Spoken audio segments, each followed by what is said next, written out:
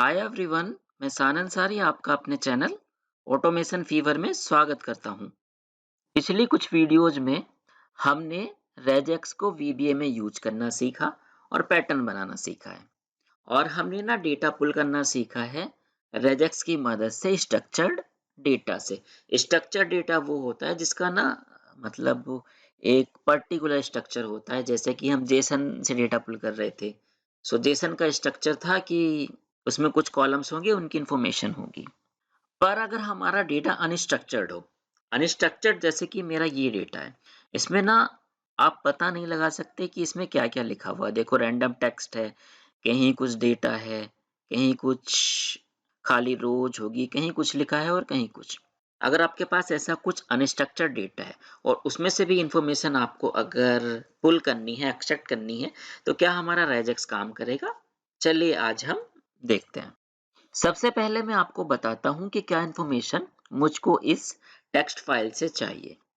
तो इसमें कुछ रोज है जो डेट से स्टार्ट हो रही है।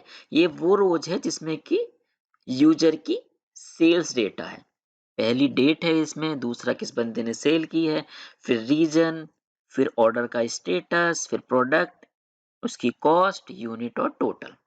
सो ये सारी रोज जिसमें सेम पैटर्न में हमारा डेटा अवेलेबल है, वो सारी रोज मुझे रीड करवानी है और हमारे पास ना ये एक्सेल की फाइल है, इसमें राइट करवा देना है। चलो स्टार्ट करते हैं। हमारे पास ये जो डेटा है, इसको कॉपी करते हैं और पैटर्न बनाने के लिए रेजेक्स 1 ओवर में लाके पेस्ट कर देते हैं। अब देखो, जब भी आप पैटर्न बनाओगे आपको ना डेटा को बहुत ही अच्छे तरीके से एनालाइज करना है।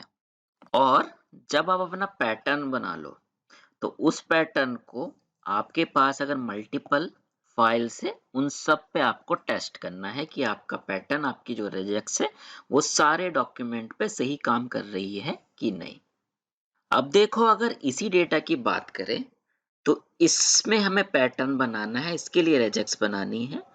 सो वो सारी रोज चाहिए जो डेट से स्टार्ट हो रही है, और डेट का एक पर्टिकुलर पैटर्न है कि पहले 2 डिजिट लिखे हुए हैं, फिर एक हाइफ़न है, फिर 2 डिजिट है, फिर हाइफ़न है और फिर 4 डिजिट है। तो चलो पैटर्न बनाते हैं। डिजिट के लिए हम लिखते हैं डी, कितने हैं? कर्ली ब्रेसेस में दे देंगे 2, ठीक है? उसके बाद क्या है? एक हाइफ़न है। उसके बाद फिर 2 डिजिट है, तो हम स्लैश डी लिखेंगे। कितने हैं? 2। उसके बाद फिर एक हाइफ़न है और उसके बाद ना ईयर है, मतलब कि 4 डिजिट है। हम लिखेंगे स्लैश डी और 4 डिजिट। ओके, देखो ये डेट को आइडेंटिफाई अब कर रहा है, ठीक। और क्योंकि डेट हमें एक्सेल की फाइल में लिखवानी है, तो इसको ना एक ब्रैकेट के अंदर हम बंद कर देते हैं, जिससे इसका ग्रुप हमें मिल जाए। ओके, अब इसके बाद लिखा हुआ है उस बंदे का नेम जिसने सेल की है, और ये ना एक टैब है इसके बाद में। तो टैब कैरेक्टर के लिए हम स्लैश टी का यूज करेंगे और उसके बाद नेम है। नेम भी हमें ग्रुप में चाहिए, तो हम ब्रैकेट ओपन करेंगे, बंद करेंगे। अब देखो नेम में क्या-क्या हो सकता है। इसमें वर्ड भी हो सकते हैं और स्पेस भी। तो हम स्क्वायर ब्रैकेट यूज करेंगे वर्ड के लिए स्लैश डब्लू, और स्पेस के लिए स्लैश एस। इन दोनों में से कुछ भी हो और कितने भी कैरेक्टर हो, वो हमें चाहिए। ऑल राइट, अभी अगर देखें तो हमारी रेजेक्स सही काम नहीं कर रही है। हम देखें, पहले ग्रुप में हमारा डेट आ रही है, पर दूसरे ग्रुप में ये पूरा ही डेटा कैप्चर कर ले रहा है। तो यहाँ पर हमें स्लैश एस का यूज नहीं करना पड़ेगा, क्योंकि ये टैब और स्पेस दोनों को कंसीडर कर रहा है। तो यहाँ पर स्लैश एस देने की बजाय हम ना सिंपल एक स्पेस देंगे, जो कि देखो हमारा सही काम कर रहा है। ओके, इसके बाद क्या है? एक टैब है, फिर उसके बाद हमारा रीजन लिखा हुआ है, और रीजन ना एक सिंगल वर्ड का होगा। तो हम इसका एक ग्रुप बनाते हैं, ब्रैकेट लगाते हैं, और उसके अंदर वर्ड ही होगा कोई भी, तो हम डब्लू दे देंगे, और जितने भी लेटर है सारे हम इसके गेट करने के लिए प्लस का यूज कर लेंगे। रीजन के बाद एक टैब है, फिर हम टी दे देंगे /t, और उसके बाद ऑर्डर स्टेटस है हमारा। अब ये ऑर्डर स्टेटस एक ही वर्ड का है, तो इसको भी ऐसे ही हम दे देंगे /w प्लस। फिर एक टैब है तो /t।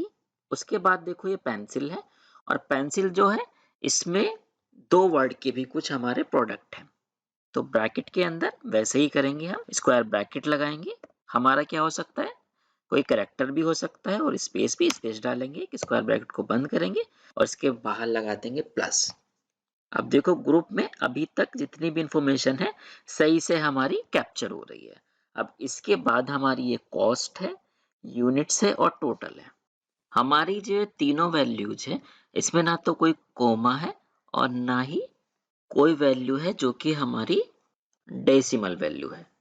ओके, तो मैं सिंपल वैल्यू के हिसाब से रेजेक्स बना रहा हूँ। अगर आपकी वैल्यूज में कोमा सेपरेटेड वैल्यू हो, निगेटिव भी वैल्यू हो, तो आपको उसके अकॉर्डिंग रेजेक्स अपनी मॉडिफाई करनी पड़ेगी। अब देखो कॉस्ट निकालने के लिए कॉस्ट से पहले हमारे पास एक टैब है, तो यहाँ पर हम दे देंगे /t।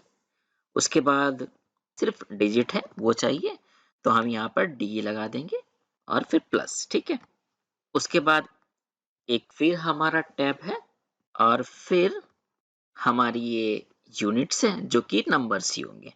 तो हम ग्रुप बनाने के लिए ब्रैकेट लगाएंगे और ब्रैकेट के अंदर /d प्लस लिख देंगे।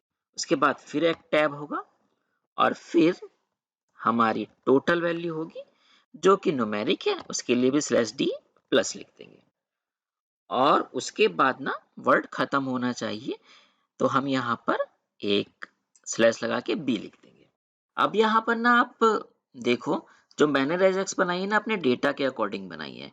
सो ये जो डेटा है इस पे मेरी रेजेक्स परफेक्टली काम करने वाली है। तो इसीलिए मैं कह रहा हूँ पहले आपको अपने डेटा को एनालाइज करना है कि अभी क्या डेटा आ रहा है और आगे क्या आ सकता है। तो उसके अकॉर्डिंग आप अपनी रेजेक्स को तैयार करेंगे। अब मान लो ना जैसे कि आपके पास डेटा है उसमें ना डेसिमल वैल्यूज भी है। अगर ऐसा होगा तो आपकी रेजेक्स ना गलत आंसर दे सकती है।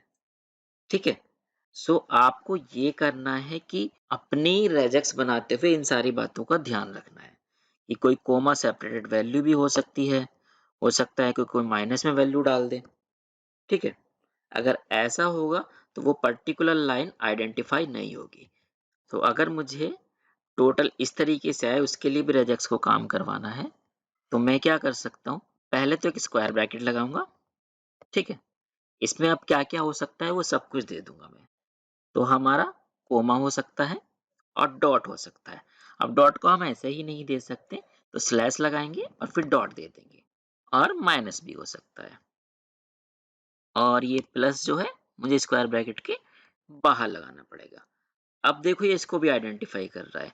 अब प्लस की वैल्यू हो, माइनस वैल्यू हो, डेसिमल वैल्यू हो, कोमा सेपरेटेड वैल्यू हो, ये लास्ट वाला जो टोटल है उन सब के लिए हमारी रेजेक्स सही काम करेगी। वैसे तो मेरे केस में सेल्स का डेटा है तो वो माइनस में कभी हो ही नहीं सकता है, पर सिर्फ मैंने आपको एक आइडिया देने के लिए सिखाया है कि जैसा आपका डेटा होगा उसी के अकॉर्डिंग आपको अपनी रेजेक्स लिखनी है।